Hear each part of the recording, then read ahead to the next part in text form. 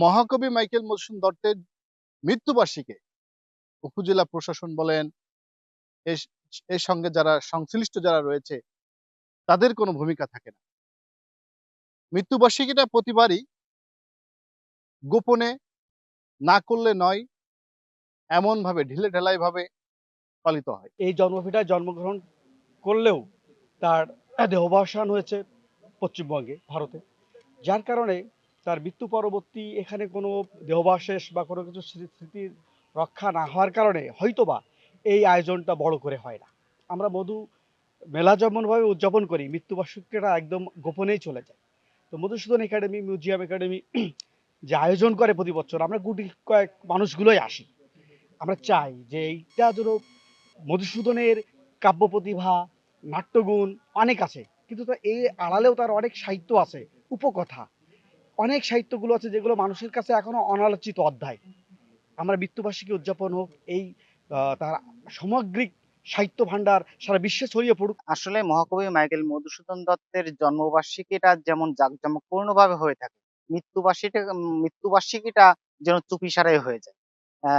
যত বেশি আয়োজন আমরা লক্ষ্য করি জন্মবার্ষিকীতে, ঠিক ততটাই কমতি যেন থাকে তার মৃত্যুবার্ষিকীতে। মৃত্যুবার্ষিকীটা যেন জন্মদিনের মতোই জাঁকজমকপূর্ণ এবং মধুপ্রেমীদের উপস্থিতিতে এবং মধুপ্রেমী যারা আছে এলাকাবাসী বলেন বা প্রশাসনের যেগুলো দপ্তর আছে সবাই যেন স্বতঃস্ফূর্ত উপস্থিতিতে মৃত্যুবার্ষিকীটা পালন করা হয়, তার জন্য জোর দাবি জানাচ্ছি। তাকে নিয়ে গর্ব করি এবং আধুনিক বাংলা ভাষার যিনি প্রবর্তক, যিনি আমাদের অহংকারের হৃদয়ের সবটুকু জায়গা জুড়ে বসে আছেন, তার বিষয়ে দুইটা বিষয়, একটি হচ্ছে তার জীবন এবং মরণ, তাই না? তো সেখানে জন্মবার্ষিকীর বিষয়টা বারবারই আসে, এত জমকপূর্ণ হয় কেন নয়? তো নয়ের বিষয়টা হচ্ছে এরকম, যুগে যুগে এই হয়েছে যে জ্ঞানী মানুষরা সবসময় উপেক্ষিত থেকেছেন, কিন্তু আমি মনে করি সূর্যকে হাতের মুঠোর ভিতর আটকে রাখা যায় না। আর মানে অন্ধকারকে ভেদ করে তো সূর্যের আগমন হয়, তখন সেটা দেখিয়েছেন, অথচ সে পথটা আমরা অনুসরণ করতে পারছি না। যে কারণে মধুসূদন একাডেমি মিউজিয়াম কর্তৃপক্ষ, আমি প্রেসিডেন্ট, আমাদের সেক্রেটারি, সদস্য সচিব খসরু পারভেজ সহ যারা আমরা একসাথে কাজ করি, আমাদের একটা ইচ্ছা, আমরা শুরুই করি, সেই শুরুর ধারাবাহিকতায় আজকের এই দিন।